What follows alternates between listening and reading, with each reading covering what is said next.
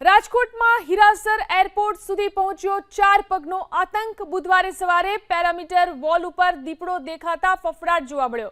દીપડાને પકડવા માટે વન વિભાગે પાંજરા મૂક્યા। એરપોર્ટની અંદર અને આસપાસના વિસ્તારમાં પણ તપાસ કરવામાં આવી। તો રાજકોટમાં હીરાસર એરપોર્ટ પર દીપડો દેખાયો, જેના કારણે ફફડાટ ફેલાયો। દીપડાને પકડવા માટે વન વિભાગે અહીં પાંજરા મૂક્યા। આ વિશે વધુ જાણકારી મેળવી અમારા સંવાદદાતા પરાક્રમ ફોન લાઈનથી જોડાયા છે। જી પરાક્રમ, જે રીતે એરપોર્ટ પર દીપડો દેખાયો તેને લઈને શું વધુ જાણકારી?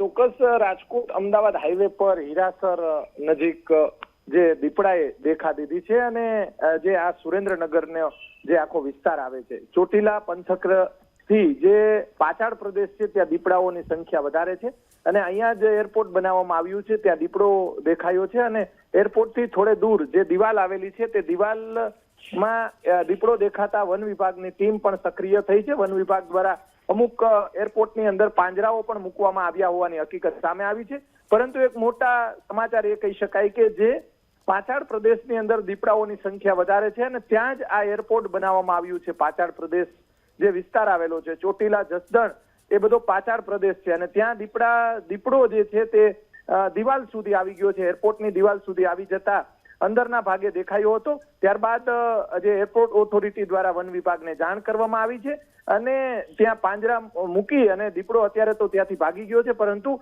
આસપાસના ગ્રામ્ય વિસ્તારમાં પણ વારંવાર દીપડો જોવા મળતો હોય છે। ત્યારે એરપોર્ટની અંદર જે દીપડો દેખાતા અત્યારે વન વિભાગ સક્રિય બન્યું છે।